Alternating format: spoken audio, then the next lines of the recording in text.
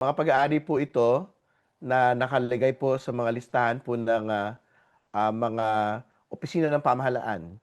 Pero hindi po ito nailista sa kahit po anumang statement of assets sa liabilities net worth document ng atin pong, pangalawang pangulo.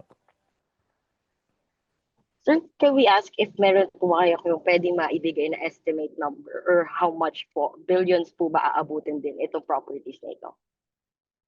Ay hindi naman, pero, these are personal properties, these are not, real properties 'no.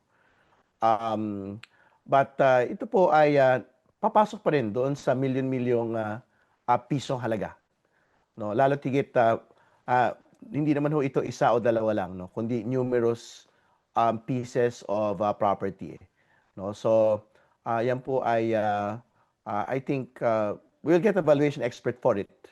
Pero nasa milyon-milyong piso pa rin po yung pinag-usapan natin dito and, ah, bukod pa doon sa halaga po niya, I think the more important point would be its non-disclosure, non-statement in the salens of, the Vice President. So for example, yung pong mga pag-aari halimbawa ng, lupa, 'di ba nakalagay po 'yan sa LRA 'no, Land Registration Authority 'no. So they have a list and then, it should be listed in the salen of a particular public official, 'di ba? So for example, pagka merong, masasakyan, hindi ba? O it is listed in the LTO, it should be listed in, the property, in the salen. It should be listed in the salen of, a public official.